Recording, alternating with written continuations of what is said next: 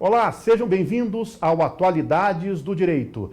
Nesse programa, vamos discutir o direito ambiental. Eu sou o Fabiano Melo e estou recebendo a professora Érica Bechara. Professora Érica, que é docente dos cursos de graduação e pós-graduação da Pontifícia Universidade Católica de São Paulo, a PUC São Paulo, é diretora da Associação dos Professores de Direito Ambiental do Brasil, e recebo a doutora Georgia Sena, que é mestre em Direito pela Universidade Federal de Santa Catarina, é procuradora federal e diretora do Instituto O Direito por um Planeta Verde. Nosso tema, como você já sabe, é o direito ambiental. E vamos bater um papo aqui sobre a Política Nacional de Resíduos Sólidos e falar um pouquinho sobre a norma ambiental. Doutora Érica, eu vou começar com a senhora indagando sobre a Política Nacional de Resíduos Sólidos. Nós temos nessa lei, a Lei 12.305 de 2010, a discussão sobre a responsabilidade compartilhada, sobre a logística reversa, e nós sempre falamos do papel do fabricante, do importador, do distribuidor, mas eu queria perguntar à senhora o papel do consumidor. Qual é a responsabilidade do consumidor na lei da Política Nacional de Resíduos Sólidos? Obrigada. Bom, o problema com os resíduos sólidos, isso já não é novidade para ninguém, é talvez um dos maiores problemas que o direito ambiental enfrenta. Dados da ABRELP, divulgados recentemente, deram conta de que em 2012 nós geramos, só de resíduos sólidos urbanos, 63 milhões de toneladas no ano. O que dá, em média, por habitante, 384 quilos por ano. É como se a gente gerasse 1 quilo de resíduo sólido por dia.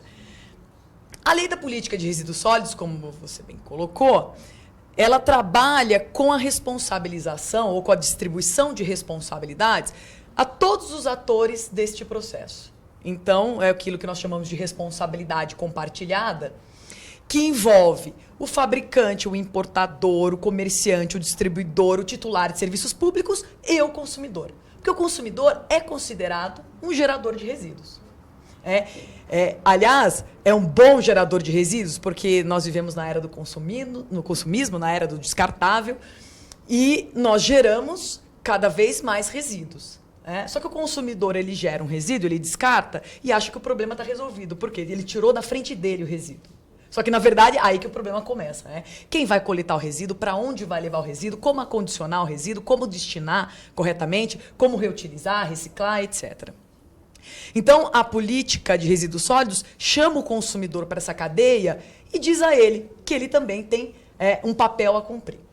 No que diz respeito à logística reversa, que é o procedimento pelo qual o fabricante, todos os que estão envolvidos na cadeia produtiva, devem recolher o produto, o resíduo, depois de descartado, e dar uma destinação final adequada, nesse sistema, o consumidor tem um papel fundamental. Sem o trabalho do consumidor, a logística reversa não funciona.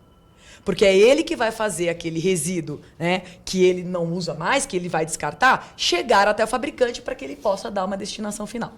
Então, a Lei 12.305 diz com todas as letras que o consumidor tem o dever de devolver, de segregar e de devolver os resíduos que sejam objeto da logística reversa.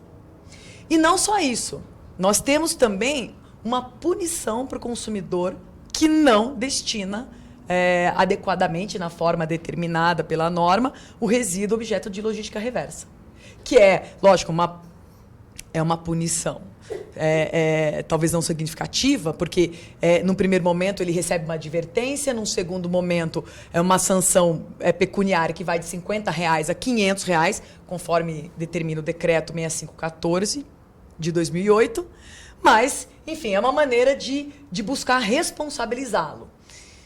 Mas eu tenho para mim que, mais do que essa responsabilização administrativa do consumidor, é relevante que ele tenha incentivos para cumprir essa obrigação. Porque a obrigação está lá estabelecida na lei, mas como que o consumidor vai fazê-lo? Então, ele tem que ter, em primeiro lugar, um incentivo que eu chamo de incentivo moral. O consumidor precisa ser educado, né, naquilo que a gente fala de educação ambiental, ele precisa ser educado e conscientizado para a importância da logística reversa, para a importância do papel que ele tem a cumprir neste processo. Depois ele tem que ser informado. O fabricante, o comerciante que vão receber o resíduo, eles precisam dizer para o consumidor como que ele vai participar da logística reversa. Para onde que ele vai levar os resíduos? Que resíduos que ele tem que levar? Como que ele tem que acondicionar os resíduos? Então, isso também é uma forma importante do consumidor saber o que fazer. Além disso, também ele tem incentivos logísticos. O consumidor precisa levar o resíduo, para um posto de entrega voluntária. Mas onde estão esses postos? Eles têm que estar próximos do consumidor. Eu costumo brincar. Não dá para você pedir para o consumidor devolver pilhas e baterias e estabelecer um posto de entrega voluntária que fica a 30 quilômetros da casa dele. Ele nunca vai fazer isso. Ele precisa ter uma facilitação. Então, ele tem que ter oportunidades, lugares para deixar o resíduo, e isso é essencial para que ele possa cumprir o seu papel. E também, por fim, mais um outro tipo de incentivo, que também é previsto na lei da política de resíduos sólidos, é o incentivo econômico, que pode ser que funcione de forma mais efetiva junto ao consumidor, embora para nós sempre fosse desejável que o consumidor agisse em prol da logística reversa ou da coleta seletiva pela sua vontade de fazer um ambiente melhor, de colaborar para um ambiente melhor. Mas como nem todo consumidor age dessa forma espontânea, o incentivo econômico pode dar uma forcinha, digamos assim. Então, existe também uma previsão na lei de resíduos sólidos que os fabricantes, os comerciantes, distribuidores, importadores devem estabelecer um processo de recompra das embalagens, dos resíduos, para que o consumidor, então, receba algo em troca por devolver os resíduos. Doutora Érica, nós falamos na responsabilidade, mas a Política Nacional de Resíduos Sólidos ainda está muito tímida a sua implementação. Se eu chegar hoje à população e perguntar, indagar o que é logística reversa, muitos não compreendem o que é esse instrumento da política nacional, nem a palavra, a terminologia. A política nacional, lá no seu artigo 28, diz que a responsabilidade do consumidor cessa com a entrega na logística reversa ou acondicionando corretamente. Mas será que os meios de comunicação, o setor produtivo, têm feito um papel de conscientização da importância de fazer entrega, de fazer o correto acondicionamento pelos consumidores? Porque eu tenho visto isso muito pouco nos meios de comunicação. E aí eu queria a opinião da senhora com relação a esse processo. Eu ainda acho que a participação, o apoio dos meios de comunicação ainda é tímida.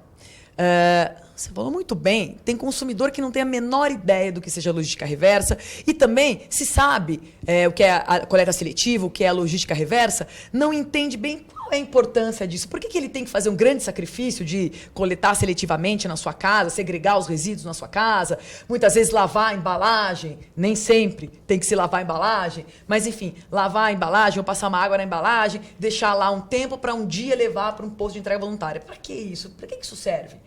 Então, para isso, as campanhas de conscientização são essenciais, porque elas é que vão, de alguma maneira, ensinar o consumidor, de uma forma geral, a mudar o seu comportamento. E ele só vai mudar o comportamento, internalizar esse comportamento, se ele for tocado, sensibilizado. E aí a sensibilização vem de educação ambiental, que você pode fazer desde nas escolas, né, educação formal, educação ambiental formal, ou também de maneira não formal, por meio de entidades sem fins lucrativos, Instituto de Defesa do Consumidor, campanhas feitas pelos próprios fabricantes, importadores e comerciantes, para que o consumidor realmente preste atenção, né, e tenha vontade de fazer algo diferente. Porque quando eu falei que existe a punição, essa punição vai ser tão difícil de ser aplicada. Como é que alguém vai saber que você, Fabiano, não acondicionou adequadamente e não destinou o seu resíduo para logística reversa? Você vai jogar o resíduo lá no lixo? Alguém vai abrir seu lixo para verificar se ali tem uma pilha, se ali tem um eletroeletrônico que você deveria ter destinado? Então, a punição, embora ela tenha a previsão legal, acho que vai ser muito difícil de ela existir pela falta de materialidade. Acho complicado. Então, nós temos que realmente usar os outros mecanismos. E esse da educação ambiental, de conscientização e o papel dos meios de comunicação, eles não estão dentro da responsabilidade compartilhada. A lei não disse que os meios de comunicação têm que participar, mas eles têm uma responsabilidade social, digamos assim, que faz com que eles sejam aliados também. Não precisa ter responsabilidade legal para poder agir nesse sentido. Basta ter uma consciência e uma vontade de colaborar pelo equilíbrio do planeta. Ok, muito obrigado, doutora Érica. Doutora Georgia, vamos bater um papo agora sobre o direito ambiental na teoria jurídica. Quando nós falamos da teoria jurídica, nós aprendemos uma série de pressupostos, de institutos, e quando nós falamos do direito ambiental, ele muda um pouquinho a configuração de sujeito, entre outros aspectos. Então, eu queria ouvir da senhora, com relação ao direito ambiental, o que ele traz para o direito, para a teoria jurídica, a interpretação, a hermenêutica, o que o direito ambiental traz de diferente, o que ele pode contribuir e os desafios, por consequência. Muito interessante a pergunta, Fabiano. Professor, o direito ambiental é um ramo muito jovem do direito, muito jovem e muito incompreendido. Diferentemente, por exemplo, do direito civil, cujos institutos têm 2.000 anos, e todos os operadores do direito conhecem a fundo aquele instituto, o direito ambiental não. Os institutos, muitas vezes, são desconhecidos, e por serem desconhecidos, eles são esvaziados, muitas vezes. Por quê? O civilista, por exemplo, tenta colocar o direito ambiental na caixinha do direito civil, ou seja, dos institutos que ele já conhece. O criminalista, da mesma forma, tenta fazer com que o direito ambiental se adeque aos institutos que ele já conhece do direito penal, já muito consolidados no ordenamento. Da mesma forma, o direito administrativo, o direito constitucional, todas as áreas do direito esperam que a ecologia se reduza para que ela caiba naqueles institutos. E o direito ambiental não, o direito ambiental é muito mais amplo que esses institutos. Ele precisa ser entendido à luz de uma nova hermenêutica. Na verdade, é preciso levar ao operador do direito o conteúdo material da norma, e não só o conteúdo formal. A norma é mais que o conteúdo formal, ela é muito mais que o conteúdo formal. Ela tem uma complexidade muito ampla, muito maior do que se pode imaginar à primeira vista. É preciso dar cor, eu digo sempre isso, é preciso dar cor ao que não se vê. O que a gente vê quando vê uma norma ambiental é uma noção muito pálida do que ela significa.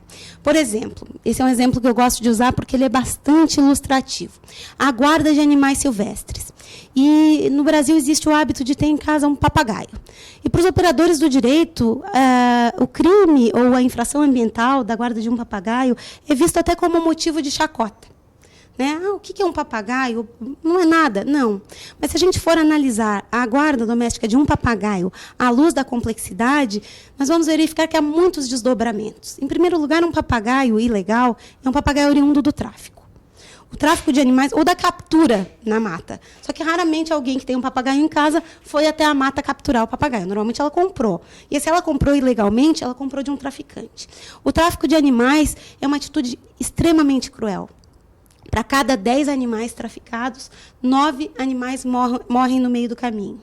Muitos daqueles que sobrevivem ficam com sequelas, se automutilam, porque ficam extremamente estressados, são transportados em condições realmente cruéis. Bom, o tráfico de animais também é uma das atividades ilícitas mais lucrativas do mundo. Um outro aspecto importante, um único papagaio, um papagaio vive cerca de 35 anos. Considerando apenas a primeira e a segunda geração de papagaios, a retirada de um único papagaio representa a perda de 4.000 exemplares da natureza. E esses papagaios têm uma influência fundamental na biodiversidade, na preservação da floresta. Por quê? Um pássaro se alimenta de frutos. Ou seja, se alimenta de sementes. E ele excreta as sementes também. Essas sementes vão permitir a continuidade da floresta. Não é verdade? E a gente pode ver uma série de consequências que, à primeira vista, quando lê, retirar da natureza um animal, a gente não tem noção. Às vezes a gente pensa, não, só é grave se eu retirar um animal ameaçado de extinção. Mas não, eu posso retirar, por exemplo, um único animal com uma carga genética muito importante. E eu posso empobrecer toda a espécie, porque eu retirei um animal-chave na espécie. Pode ter uma carga genética melhor. E tudo isso, quando a gente vê o dispositivo legal, a gente não imagina. Então, se a gente pode tirar essa série de ilações da guarda de um papagaio, imagine se a gente for considerar o impacto da construção de uma usina hidrelétrica. não é? A gente está vendo a mais simples das infrações, a infração que é considerada um nada jurídico pelo operador do direito. Se a gente for examinar outras infrações ambientais, as implicações tendem ao infinito. São implicações muito graves. E a gente precisa levar ao processo. Para que a gente possa entender o direito ambiental, a gente precisa levar ao processo essas consequências, ou seja, o conteúdo material da norma, as interações ecológicas que subjazem a norma. Doutora Jorge, você deu uma experiência para relacionar? Claro que no seu exemplo eu posso colocar o dano ambiental, porque a gente sempre imagina a questão do dano numa leitura civilista. E o dano ambiental, ele pode ser o dano ambiental com efeitos aí deletérios de futuro, nem sempre quantificáveis. E quando, no seu exemplo, se nós indagarmos a um jurista, dificilmente ele vai conseguir compreender, quer dizer, o alcance quando ele está julgando, quando ele está aplicando, as consequências pelos atos que são cometidos. Como é que a gente pode trazer essa leitura para o direito? Eu penso que a gente tem que mudar a forma de abordagem. Nós, normalmente, como operadores do direito, temos uma perspectiva de fazer um raciocínio dedutivo. A gente faz a subsunção do fato à norma, não é isso? A gente está acostumado, a gente aprendeu isso na escola de direito, mas a gente precisa fazer um raciocínio diferente, um raciocínio indutivo. Nós precisamos abrir as possibilidades, ou seja, nós precisamos demonstrar a importância daquele dispositivo. E para nós demonstrarmos essa importância, nós não podemos nos valer exclusivamente de argumentos jurídicos, porque os argumentos jurídicos eles não demonstram essa complexidade. Nós buscamos outros elementos. Por exemplo, o elemento visual. Nós podemos mostrar sob a forma de imagens, e falo isso no bojo de um processo judicial. Estamos defendendo uma causa ambiental. No bojo do processo judicial, nós podemos demonstrar através de imagens. Seria uma espécie de educação ambiental no curso do processo. Nós podemos demonstrar através de imagens, de gráficos, elemento jornalístico, por exemplo. Às vezes nós temos gravíssimas infrações ambientais que não são visualizadas de plano da leitura do dispositivo. E essas infrações são noticiadas na imprensa. Nós podemos usar processualmente o elemento jornalístico. Nós podemos usar o elemento visual, nós podemos usar uma argumentação mais clara e simples, com uma contextualização prévia. Por exemplo, se nós estivermos falando de proteção do patrimônio genético. Proteção do patrimônio genético é um assunto extremamente difícil e imaterial. Quando eu falo do patrimônio genético, eu costumo fazer uma analogia. Porque o patrimônio genético é um direito autoral da natureza. Isso já torna mais clara a ideia do que seja o patrimônio genético. Nós podemos lançar mão de metáforas, de analogias, de histórias, de imagens. É necessário, a meu ver, para que nós possamos compreender o direito ambiental, que nós usemos muita criatividade. Porque, com relação aos institutos já conhecidos, muita criatividade já foi usada. Nós aprendemos sobre Mévio e Tício e aprendemos o direito civil. Só que nós não temos Mévio e Tício ainda no direito ambiental.